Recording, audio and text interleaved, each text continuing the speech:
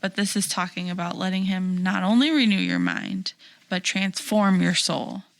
So you don't have those same So feelings, it's not that anymore. desires. So it's not like a battle between your soul and your mind. Which is interesting because that's, I think, what we perceive it to be. Yeah.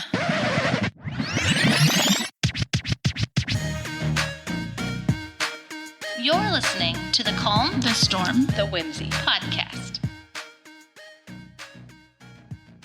What if the way we've been living isn't the way that we were meant to live at all? What if true freedom isn't just an idea, but a reality that we're called to walk in every day? In Chapter 4, Is This the Way It Is Supposed to Be?, we explore what it means to live completely set free, experiencing joy, rest, and the fullness of life in God's kingdom. Galatians 5:1 says, "It is for freedom that Christ has set us free." But are we truly living in that freedom? Tonight, we'll dive in to how we can step into that freedom, embrace real joy, and find true rest in the life God intended for us. Before we dive in, I want to start with Kelly. You were the one who introduced us to this book. What is it about the Metanoia Method that made you say, Crystal and Hillary need to read this book? So I was at a point in my life where I just felt like there was more to life, everyday life. I felt a huge disconnect with God. My blood pressure was out of control. I let every situation eat me alive and I would focus on it. And I just was so tired of all of that. And my sister, who's all about natural healing and researching and trying to find the best ways to help, she goes to a naturopath and they were doing this book. And when we were on the cruise, she's like, hey, they're doing this book. It's like an 18-week. I'm like, excuse me? First of all, I That's do not my jam. read books. Yeah. Second of all, I do not commit to things, especially that long. And I just don't know. I don't think so. And then I don't think so. when I just felt so overwhelmed with life and all the things, and I just needed to change something. Mm-hmm. So I'm like, and the blood pressure thing, I don't want to get on medication. So I'm like, I just need to do something. So I told my sister, I'm like, all right, I'm in it, but I'm not talking at any of those book club Zooms because I don't want to do that. And I end up talking every time. But I just needed a change. And that's why I was like, and then when I was reading the book, so many things were opened up. Like my eyes were just opened up and I'm like, oh my gosh, there's so much out there that we just live this life and there's so much more to it. So I just wanted everybody to read it and get their perspective on it because I feel like our lives can be way different. Not that they're bad the way they are, but we can just live it better. Mm-hmm. And if there's stuff that we struggle with from past things or this or that, there's a way to get past things and move forward and not live in the past. So how easy do you think it's been for you to stick with what you've learned? So I read the book and I just got to the point where I didn't know what to do with it exactly at the end. I knew, but life got busy and I stopped. So then I'm like, if I don't do this again, I know what I need to do. I just needed accountability and friends to do it along with me. So that's why I'm like, let's do this together. Mm-hmm. So I know what I need to do and I know the things I need to go through to work at it. And I feel like it's just a constant thing that I need to read this over and over and over again because there's different things that you get out of it all the time. Mm-hmm. So. Right. And we haven't actually got to the method yet. Right. So we're still in that phase of learning how we're broken and why we're broken. So do you feel like from the knowledge that you gained the first time around, though, there's still been improvement in you even when you weren't actively pursuing the stuff you learned? I feel like I am a different. I feel like I am a different. I feel different. I feel that I don't. Well, I had a moment where certain things ate me alive, but I feel like I let a lot of that, or I deal with it, And then I speak my mind more than I used to. I don't snap at my kids as much as I used to. But when I was actively in this book the first time, like Liza noticed a change right away. I noticed. She too. noticed a change. I know Lenny noticed a change. Like my kids all noticed. So Yeah.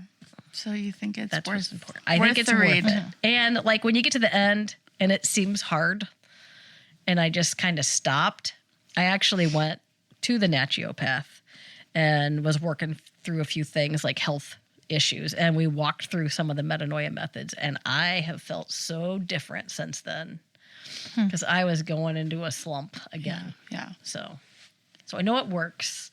I've seen it work and it's just exciting. That's awesome. So from chapter 4, what are some things that stood out to each of us? All right, I have something here that was totally me, and I marked it.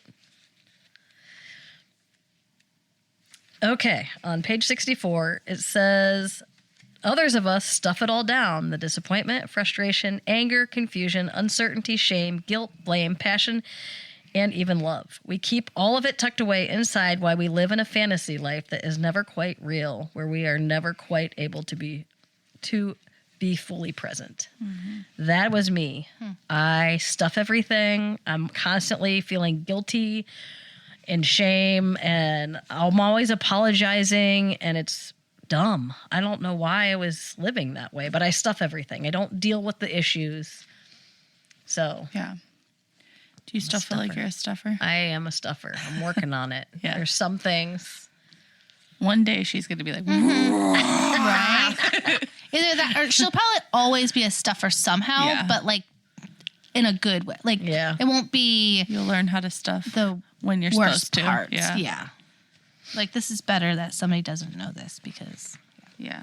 Are you a stuffer, Crystal? oh, I'm a stuffer and I explode. So my stuffing doesn't stay for very long. I mean, it can stay there for a while. Yeah. But yeah. But it was hard to be fully present when you're Yeah. constantly feeling all these things all the time. Yeah. So I feel like we should read that whole section though, because it talks about the two different types of people. So it says we typically do one of two things. With the fact that life doesn't always turn out the way it's supposed to be. So we typically do one of two things with that fact. Some of us withdraw from God, from people, from a happy life. We may become distant, nostalgic, escapists, bitter. Then others of us stuff it all down, the disappointment, frustration, anger, confusion, uncertainty, shame, guilt, blame, passion, and even love. We keep it all tucked away inside while we live in a fantasy life that is never quite real, where we are never quite able to be fully present. And then I like the next part too. It says, when it finally sets in that life is not supposed to be this way, but it still is, we face this dilemma. We live distance from the world or distance from ourselves. Either way, it creates in us disappointment and we feel stuck. But since we already have found God, there is no place left to go. So we go on living, but not really. That is intense. Terrifying. Yeah. Nowhere else to go. Because Yeah. we've already went to the one that was supposed to free us. free Yeah. us Yeah. and does free us, but we live in this world that tells us that we can't be free. Right. And so then we have all of these things that are on our back constantly. Right. So after you read this, I haven't read this chapter recently. It was a couple weeks ago. Yeah. But it's interesting because I actually think that I'm more of a withdrawer. And so I do stuff, but I withdraw from all the things, from God Yeah. specifically, from people, and from a happy life. Like I put myself into this mode of where I'm like, everything's terrible. It's the worst. Like why? And it's the absolutes that I use. Yeah. Like it's never good. It's always terrible. It's always, so it's like those absolute words that are like not truth, because nothing's absolute. Right. So when you say never and always, it's never that way. Sometimes it is. I just used that word, but yeah. yeah, so I forgot that I'm actually withdrawer in this scenario. Right. Yeah. So I do still have bitter, anger, all the things, but I feel like that comes with the withdrawal. Yeah. That is what it says. I don't think I'm a stuffer. No. Nope. I no can stuffer. withdraw. Yes. Yes. Yes, I can. I think you're a withdrawer. Yeah. So the things that stuck out to me were a little bit farther in. So I don't know if anyone else has anything before those. Just what it says. John 10:10 says, "I have came that they may have life and live it to the full." Like we're supposed to be living our life to the full, and if we keep like almost like putting limitations on God, like I'm gonna keep this or. Well, and it's interesting because the next part of that says, "Those who are stuck in the dilemma may resonate more with the first part of the verse. The thief comes only to steal and kill and destroy." So you only hear that in your head. And so that's the part that's like resonating over and over, or like that inner, that inner loop that goes on and on and on in your head, is that it's coming to steal, it's coming to take away from me, instead of seeing that you can be free and live in this, to give life and the fullness of it. So I feel like that is absolutely true. Yeah. We do have those loops in our head. It says, "I want to remind us that our perceptions of ourselves, others, and God will majorly influence our lives' outcome." Our perceptions become so familiar that they become our norm. But that isn't truth. No, That's just how we Right. perceive that's things. just the perception that we have. Yeah. Right. We know the truth. The truth is very clear, Right. and we just don't see that side, that perspective. Sometimes when you're in a good spot, maybe, but like. Okay, so most of what I wanted to share also comes later, but anybody who's listening to this just needs to read the book, right? Because this whole story about a guy is shared that we don't have time to share. Right. But one of the main things about his story that stuck out to me is we've talked about in the last episode, and I feel like we've talked about it outside of even just talking about metanoia even, is how much our childhood affects us now, and especially undealt with childhoods, and things that were maybe meant to be positive even can affect us in negative ways if we don't perceive things the right way, or if we didn't deal with something in a healthy way. But about this guy's story, it says that he internalized all of these things that happened to him as a child, but he had no awareness or ability to attribute his mother's behavior to her own shaded past. He received the only messages that he could. So as a kid, he didn't know that his mom didn't deal with her past. She didn't deal with her stuff. It all trickles down generation after generation. But to him, all he heard from his mom, who has a shaded past, is, "I am bad. Men are bad. I am unworthy of love. I am the cause of great distress in my relationships."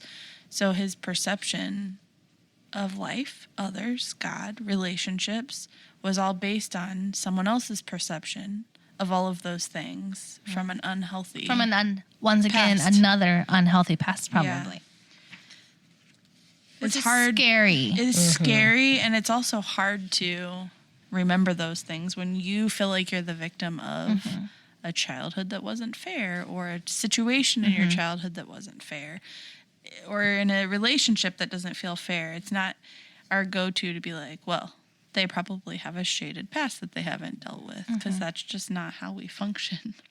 Yep. But I guess I think of that too, is like the freedom in that is that we have an opportunity to change our mindset so that our kids then have a different perspective on that. Right. Like, so that's exciting, that when you're willing to put the work in and the hard stuff to make previous past generations work, Right.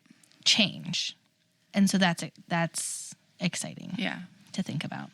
So when you went through this book the first time, Do you feel like you saw that in your kids other than them just noticing some changes in you? Do you feel like you saw changes in them at all and how they looked at things or functioned? I feel like I did. Yeah. And I noticed that I apologize a lot Yeah. for things, and I feel bad. I always said, I feel bad. I feel bad. I stopped saying that as much, but like Eliza says it all the time. Yeah. So I'm hoping that through this process again, she will learn, like, you don't have to apologize all the time. It's okay. Yeah. It's okay to feel the way you feel, but you don't have to feel bad all the time about it. Right. That's interesting because I am I'm sorry person. So like I did that forever and I don't know why. Like I don't know Yeah. why. I still do that. And I do. And so I see Letty do it. And so I've actually taken some time when she says it to say, so like she'll say sorry if she bumps into you. But what I'm trying to put into her perspective, into her mind is that that's a, excuse me, Oh, yeah. instead of yeah. I'm sorry, because you didn't do anything wrong. You just bumped into somebody. So that's okay That's for good. you just to say, excuse me. Right. I didn't mean that for that to happen, or, you know, to use a different word or perspective, because she's like always saying sorry. And I'm like, you didn't do anything. So you don't have to be sorry. And I'm Yeah. like, wait, I say that Yeah. all Yeah. the time. So no wonder you say it, but Right. just like changing that thought process of being Yeah. as little as, excuse me. What's funny is my husband does that for me. Like, Oh, just today, actually. Okay. I always said, I'm sorry. And he goes, why are you sorry? I don't know. Or I'll say, I'm sorry. And he goes, are you sorry? Do you have something to be sorry for? And I'm like, no, I'm not sorry. I don't know why I said that. yeah. So it's just like a habit we create in us Yeah. to feel bad for something. Lenny says to me, because I'm like, I kind of feel bad. He goes, man, I thought we were going to make it through a whole day without you feeling bad. Not today. That's amazing. Oh, Well, goodness. and so it's interesting because I say a couple other things all the time to Aaron, or I used to, and he called me out on it as well. So like I would say to him all the time, are we okay? Yeah. Because I'm expecting for us to not be okay, even though we are. There's nothing happening that I should be worried about ever. Most of the time when I'm asking that question, it's because I'm just, It's like an insecurity. it's in an you. insecurity that I'm asking that question. And so he said to me, we are always fine. Just know that. And like, we will know when we're not okay, and then we can talk and ask that question, but just know that we're always okay. Yeah. I might not be okay. You might not be okay in a moment, but like we are always okay. And I'm like, oh, so I don't ask it anymore, but I catch myself all the time just like stopping. And then sometimes I'm like, I probably should say something else because I almost just said, are we okay? And so it's like that whole like training your brain to do different things. Yeah. Yeah. So, Kelly, we can't talk about this much because this is coming in future chapters. Yeah. But have you seen positive changes in your kids? I think that you have when you helped them learn how to pump themselves up for something, right? Like you taught them how to speak truth, speak. Yes. Speak, Kelly, speak. I'm trying to remember. Sometimes my brain Staring into the abyss like it's 11:52 tonight. Like when they're getting ready to go to a football Yeah. game. Yes. What- So I have taught them to think positive and always have like, I'm going to do this. Yes. I'm going to do that. I'm going to score a touchdown today, or I'm going to win this match, or I'm going to go out there and give it all I got. And, you know, that's something you kind of learned from this Yes, process, yeah. right? Yeah. She looked at me like, what are you what talking are you about? talking about? I'm not sure she was looking at you. I don't know what she was Right through me. beyond you. so actually, I will read something if I can find it. So Leo plays football, and he is the smallest kid on the team, but he has learned to catch the ball like really well this year. So I told him he needs to have a positive mindset every single time he goes on that field. So we worked on writing a manifest. So I said, okay, let's write this out together, and you're going to read it before every single game. So this is what he would read to himself on the way. I'm on Green's championship team. I'm going to go 110% all season. I'm a hard worker and a good listener. I catch every ball thrown to me. I'm fast, strong, and brave. I play whatever position my coach gives me to the best of my ability. I work hard to improve. I eat healthy and get good sleep. I enjoy practice. My team loves me and looks up to me. Greg will see that I'm not the same player I was. I am an asset to the team. And then he just says, I will have an interception today and a touchdown for sure. I have the best hands on the team. Let's go. So he would read that every time. And let me tell you, the difference of this kid reading that to before he was reading that is like night and day. Yeah. Because he would read it and he would believe it. It's truth. Yeah. It's So he's true. putting true. So your mind is so powerful. Instead of going into it like, I'm never going to get played. Yep. I'm never going to catch a yes. ball. I don't even know why I'm on this team. Right. Like, we all do that to ourselves Yep. all the time. Every day. without even realizing goodness. it. Yep. It is I'm sometimes not a just good that mom. loop that's running in our head. Yes, I'm not a good wife. I can't declutter my house because I've already gotten too far behind. I can't live in a peaceful house because I haven't healed from this. Like, I speak so much negative without even realizing it. It's crazy. Yep. Okay, so this section on page 70, the little title says, Saved from the World, Lost in the Church. It says, I heard this phrase, saved from the world, lost from the church. And it says, we heard the stories of Jesus Christ and his ability to heal, forgive, and transform. For many of us, we begin seeing the delineation between before and after in our journey with Jesus. The before is described by so many as the world, and after the kingdom. So like I circled the word kingdom, world, church, and rest so many times in the next 5 pages that I was like, what in the world? Like there has to be something behind all of this, right? Right. And so then I just keep looking at this. So kingdom, a person or entity with supreme power. And then, so over here on page 71, it talks about the world, okay? So it says it 3 times. The world can refer to its amazing earth and that God has created for us. The world can refer to the people that occupy it. And the world can be represented as oppositional mindset of someone who characteristically dismisses or disregards God. So there's like 3 different worlds that they were talking about. And so when you go back over here and it says the part of before is described by many as the world and after is described as a kingdom. But we are all hurting still. Yeah. And I'm like, what is the difference between the kingdom and the world? And I'm like, oh gosh, now I'm going to have to dig in. There's so much in just one That's chapter. what I'm learning. I know. And we just to think we were actually going to do 4 and 5. Yeah. Like, really? Yeah. Because 5 is packed full too. Yeah.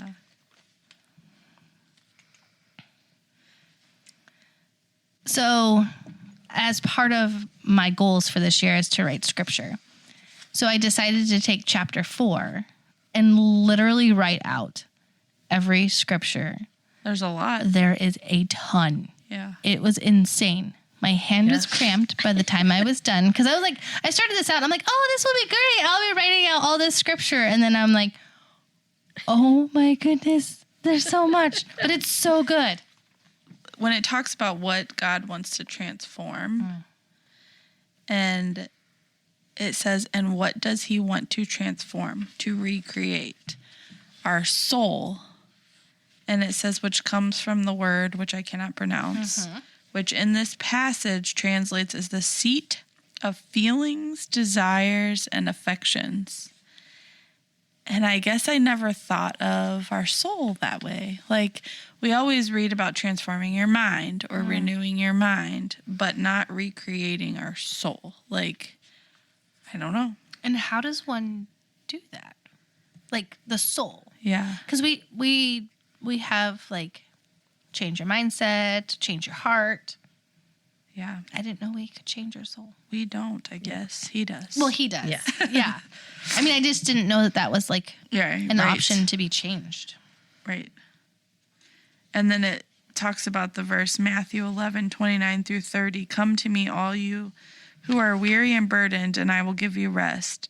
Take my yoke upon you and learn from me, for I am gentle and humble in heart, and you will find rest for your souls. For my yoke is easy and my burden is light.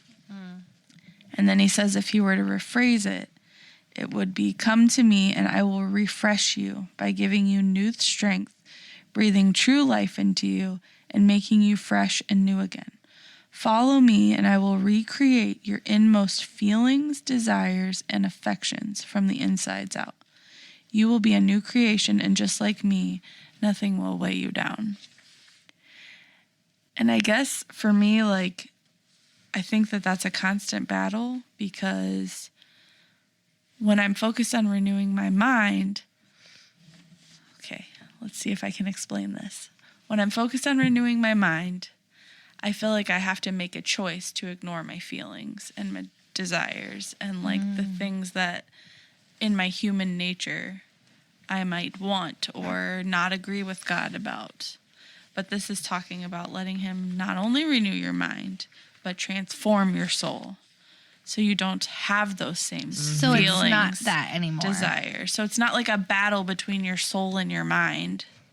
Which is interesting, because that's, I think, what we perceive it to be. Yeah. And I think it's because it is. It is. Because yes. we don't actually transform our soul. We focus on renewing our mind because that's what we're always taught. Mm-hmm. But to me, when I'm focused on renewing my mind, it's like a decision I have to constantly make. Mm-hmm. It doesn't matter how I feel, but I have to keep saying, this is what I need to do to renew my mind. But if you renew your mind and transform your soul, or let God transform your soul, you don't have the battle anymore. Yep. But I think that's why I can truly say, I don't think I have ever lived free. I haven't. Because my feelings and desires and my human flesh haven't been transformed the way that I should allow for them to be. Because I'm more focused on behavior modifications like we talked about last time. Right. Not and actual, what can I do to make this better? What do I need to do to listen to what God has called for me to do? How do I need to train my mind to say, this is what I have to do, even though this is what I feel and what I want? I have never really focused on my soul being transformed the same way. So I have written down here in a note from when I did this before, you want the inner and the outer to match. And then kind of like what you're saying, 2 Corinthians 3:18. So all of us who have had that veil removed can see and reflect the glory of the Lord, and the Lord, who is the Spirit, makes us more and more like him as we are changed into his glorious image. I wrote in that same section, I just wrote here, who we are versus who we were created to be. And that kind of comes up a little bit more too in the next chapter of like the creation and who we were made to be like. But like, it's clearly evident that we don't live the way that we were created to be. Yeah. And we do live in a broken world. But I think that we use that as a crutch way more than we should. Yeah. Like, as I've been reading this, I'm like, we live in a broken world. We live in a sinful world. And as I'm reading this, I'm like, oh, that's just an excuse. I know, and then you think about, like, That's it not was good. talking here about, to make sense of all this, we turn to platitudes like the church is for sinners, or this is my thorn, or nobody can be perfect, or God won't give you more than you can handle. Other options seem to be that people just need to be loved and accepted for their conditions. We develop support groups and specialized ministries for all these various issues. An enormous amount of resources support people in their addiction, anxiety, stress, anger, and grief. Sometimes it results in lasting change, but for the majority it doesn't. And then you read this, and it's like, he can set all that free. But your mind has to believe that he can set all that free. And if we get in the way, we won't ever be set free. Yeah. And the truth is right there in front of us. I mean, Scripture says it everywhere that Christ came so that we could be free. Right. But yet we know that truth in our head, but we don't know that truth in our everyday process. Like, we know that, but we don't know that. So we are to accept that. For a large percentage of the people who come to faith in Jesus will never experience the freedom, joy, rest, and fullness that seems to be offered to others. Yeah. The one other thing that he wrote on the page before, or she, I don't know who's writing it, but it says, I met more and more good people, saved people, whose lives looked no different from the world. They seemed trapped, ensnared, helpless, paralyzed by fear and anxiety, depressed and suicidal, or hopelessly engulfed in addiction to drugs, alcohol, sex, pornography, or food. These people have been baptized. They pray and read their Bible, participate in their church fellowship, and by all accounts were part of the kingdom. But some were worse off in the kingdom than they had been in the world. And I can list several things in that list right there that I would say I struggle with. I have anxiety. I take medicine for it. Why? Like, do I need to take medicine for it? Today I do. I'm not there yet. But would I like to be able to say I allowed my soul to be transformed so that my feelings and my emotions and all of that weren't like bound by this thing that I allowed to take control? Same with food. Like, I definitely have an addiction to food because it makes me feel better when I'm stressed out. And so, I don't know. This chapter really just made me think differently about what actually in us needs to be transformed. Because when we focus on transforming our mind, I think for me, it's truly just changing my behavior, not actually transforming anything. Just saying things different. Just saying this is how it should be. This is how God taught for it to be. This is how you renew your mind. You might have to do it every single day. Renew your mind every single day. And maybe that's true, but would I have to work as hard to do it if there was transformation from the inside out, the way that they're supposed to be? It's good stuff. Wow. I think that's closing. Just one other thing. Okay. Every time we criticize ourselves, we're criticizing God because we were made in his image. Yeah. As we wrap up, I want us to think about this. What is one way that we can take a step this week toward truly living in freedom that we've been given? Thank you for listening to the Calm, the Storm, the Whimsy podcast. Follow us on Apple Podcasts, Spotify, Facebook, and Instagram. Stay tuned for our next episode.